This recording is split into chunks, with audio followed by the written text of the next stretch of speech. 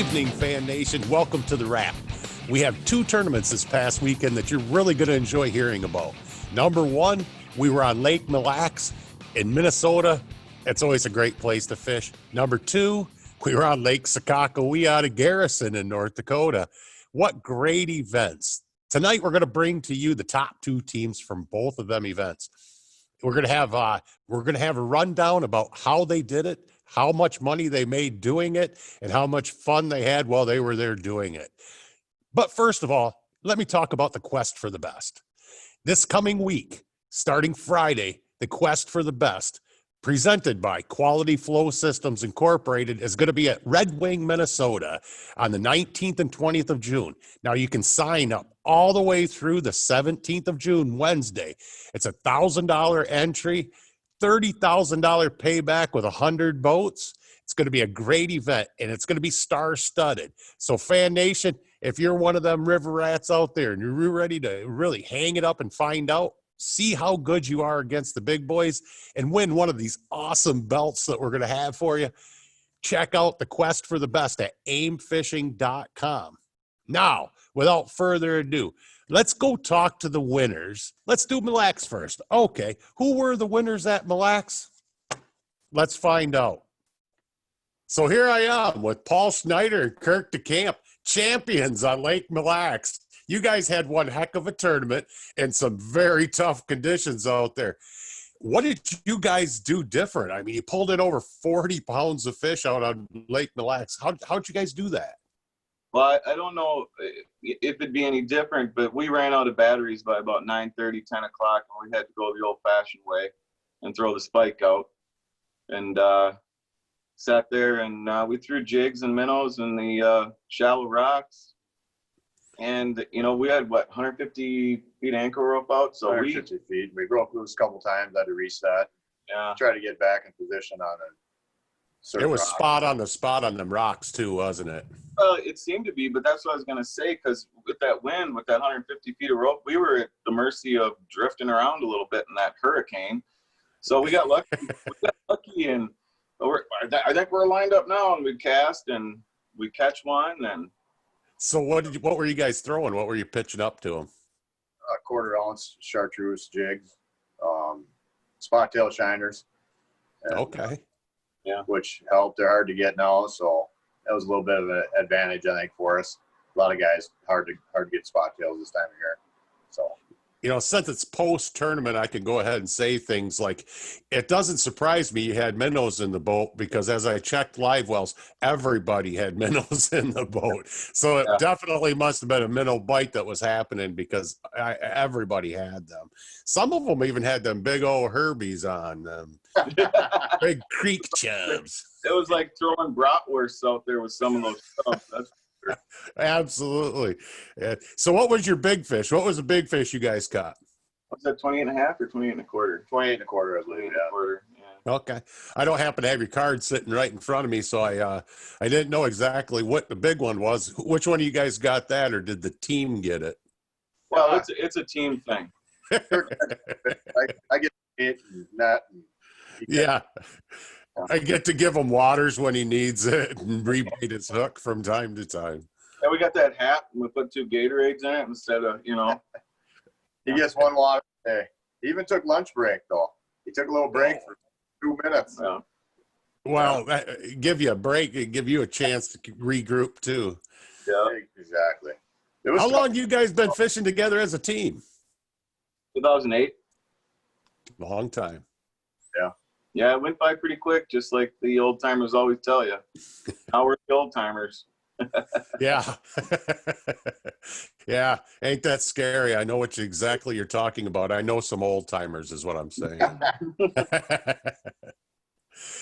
Yep. You guys fishing the rest of them? Or are you going to be up on Leech? See us up on Leech, or? I'm going to be fishing with Larry Cordham on Leech and Winnie, and then qualify for the championship on Lake of the Woods. So. That's right. That's right. Should be a good schedule going out here. You know, you guys won and you got the 200 points, but they jam-packed in behind you guys. Did you happen to notice this? 15th place was only 4 3/4 pounds behind you? Wow, that's tight. That's tight. It's crazy. 15 places and 4 3/4 pounds. Yeah, that's just one bite, one good kicker fish, 29-incher, and they're right there, you know. Absolutely. Is there anything you'd like to say to Fan Nation out there before we let you guys go? I'd just like to say thanks to you, AIM Weekend Walleye Series, and you, Denny, you do a great job. It's an awesome tournament trail to be on, and I just want to appreciate it. Fortunate enough that we get to fish it. We appreciate that. Absolutely. It's an awesome time. Awesome. How it's ran is spot on, in my opinion. So very smooth. A lot of fun. Yeah. Thanks, guys. We enjoyed bringing it to you, and we're hoping to be there for years and years to come. Right on. Sounds there you good. go, Fan Nation. Right out of their mouths, winners from Lake Mille Lacs. Over there, Paul Schneider and Kirk DeCamp. Thanks for visiting tonight with us, guys. Thank you. Thanks, Danny. All right. Wasn't that cool? Yeah, them guys, they had a pretty good story. I think second place happens to be friends of theirs. So let's, without further ado, because, I mean, I can talk all day. You don't want to hear me talk. Let's talk to them. Welcome to the show. Good evening, Fan Nation. We're here with Bob Knitty and Brian Donansky. They just took second place at the Warrior Boat, the Boat Center Open on Lake Mille Lacs out of Isle, Minnesota. Bob, you were just a stone's throw off the lead, and the winners were your buddies too, from what I understand, correct? That is correct. Awesome. Awesome. I know you guys were together when I made the phone call last night and let you guys know that you had won. What'd you think about that water out there yesterday? That wind blew and then it just started to blow some more. She was a rough one, no doubt about it. That was a long day out there. It can tire you right out, can it? Yep, no doubt about it. Did you guys break anything out there on the water, or did you make it through unscathed? Well, this might be a time where we haven't broke something in that boat. But I don't think that, no, I don't think we actually broke anything, and that was a miracle because a lot of stuff breaks in that boat all the time. How were you guys fishing yesterday? Were you drifting or? We were doing some pitching, and we did a little bit of trolling. Kind of moving about a 10-foot flat that we were working. We've been picking that area apart, and we found it. We got another one similar to it, and that 12-foot sand rock stuff, where we use the side scan a lot. And it was definitely tougher on Sunday with the waves, but we actually caught some fish, marking them and hitting anchor lock for the little bit you could, and get a shiver minnow out there. And I think we put 2 on the card doing that. Okay. So a nice food shelf that you found that the fish happened to be on, and the world was a good place for everybody. Yeah, it was good. It was they kind of moved in and out, and we waited them out, and one here, one there, and throughout the day we were able to put a pretty good bag together. How many fish do you think you caught yesterday? We probably had maybe 30. Oh, that's a fun day on the water. Isn't it? That's always fun. It was a good day. Awesome. It was a good day. Absolutely. Well, it's been a pleasure having you guys on the show tonight. Hopefully you guys be back at Leach doing it all over one more time. Yeah, I think we got some more coming up here, so I would imagine. All right. Just like I said before, Mille Lacs never disappoints. We're right now, this weekend, we were being COVID-19 respectful, and we were hiding out at McQuoids Inn in Isle, Minnesota. And I got to tell you what, if you get a chance to go to Mille Lacs and you want a great place to stay, McQuoids is the place to stay. He has 3 launch boats outside. He takes them out in the morning and the afternoon if you want to fish. Second of all, if the kids want to play around here, you want to ride ATVs, he rents them out. He's got a beautiful resort here on the shores of Lake Mille Lacs. Call McQuoids in, tell them AIM sent you. Without further ado, I'm going to introduce to you now our tournament director in North Dakota, Jeremy Olson. So how's it going out there in North Dakota, Jeremy? Well, it was windy this last weekend, but things are going well. We had 56 anglers that braved the wind, not only for the day of the tournament, for 3 days of pre-fishing beforehand. And man, did this tournament not disappoint. Well, I know I kept hearing from them during pre-fishing, and some of them guys are like, holy cow, I've never seen it quite this windy. But aren't you guys from North Dakota? Isn't it supposed to be windy out there? Well, a lot of people say windy day like that is called Tuesday in North Dakota. Tuesday. But, those Warrior boats definitely got the chance to show what they're made of on Sunday. That's for sure. Well, fantastic. Do you have some anglers you're going to talk to today? Yeah, well, we're going to talk to our first and second place anglers. One's a former AIM team that took a year off, and they're coming back, and they came back in style because they took first place. And then we got a father-son team that took second that we're going to be talking to, and they were just a joy to watch fish and get to have an interview with. Well, fantastic. Let's get after it. We had a great tournament this last Sunday, and Team 36 came home with a 30.29 basket of fish. Todd and Eric, how are you doing today? Good, Jeremy. How are you? Pretty good, Jeremy. Yep. So to say that it was windy on Sunday would be an understatement. But I think the thing that most anglers appreciated about Sunday is the conditions stayed consistent for 3 or 4 days. How'd that affect your guys' fishing? Well, to be totally honest, Jeremy, we were on the north end of the lake for a better part of the week. Decided on Wednesday night when I called you, we were going to jump into this thing, and we never pre-fished. So we kind of just went west and started hitting points and fishing memories, and full well knowing it was going to be a rough day. Uh-huh. Going to be a lot of wind. But I always feel that when there's a lot of wind, I like that in my favor. I like fishing under tough conditions. A lot of anglers don't. I like it when it's windy. I like it when it's brutal. So we felt we had a little bit of an advantage there with boat control and other things. Yeah, and I think most people would say we took walleye chop to a whole new level on Sunday. What was your guys' tactics? Were you pitching? Were you cranking? What were you guys doing out there? So we stopped by one spot first, basically a sunken island, and we just pulled bait across it with jigs and minnows, and that we picked up one, I do believe 17 3/4 right there, and we just knew that probably wasn't a good area. We needed to have that 20-inch average at least going through the rest of the day. And we went to another spot, and the wind was absolutely horrendous in our second spot, which didn't help us at all, but didn't pick up any fish there. And we only made actually one run through that thing. And then we moved again. And when we moved our third time, we slipped into basically a cut bank, and we fished the bait fish, and that's what we fished. It was pretty simple, jigs and minnows. Tactic wasn't rocket science by any description, but jigs and minnows. But we did figure out a lot of things with those fish. They had to be arced up underneath the bait. And if they were inside the bait, they didn't bite. And if they're flat on the bottom, they didn't bite. So they had to be arced up under the bait. And I think I want to say Todd probably maybe made 15 drifts in that area. And all but 2 of the 15 drifts, we didn't catch fish. So, that's what we did. That's how we targeted them.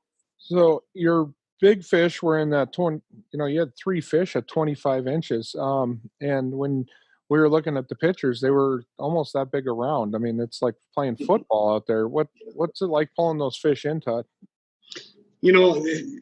Like Eric said, we found those fish. There was a pot of smelt there that was probably 50 yards wide and probably was an 1/8 to a 1/4 mile long. Wow. And that whole pot of smelt would shift from 14 feet to 30 feet. And we did change from 1/4 ounce jigs to 3/8 as we went deeper. But like Eric said, there had to be a 1 to 2 foot window under that bait before the bottom, and you had to catch those fish that were right in that open window. If they were in the bait, we weren't getting them. But we would shift with the fish. You would be in 14 feet, and you'd go to make your next drift, and there's no bait. They're gone. And it was kind of a fluke, if you will. I said at one point, let's go back up, let's make another drift. And I went back up in 38 feet and there was bait, but it was all the way in. So I took the bait tightest to where we were getting our best fish. And that was at 28 to 30 feet. And we picked up a couple more, but we were out away from that cut bank enough to where at one point in time, we had 3 drift socks off the side of my Ranger boat to slow us down to 0.7. Oh, that's great. So I know you guys took a year off. What's it like coming back to fishing aim? Well, in this situation, it's pretty good.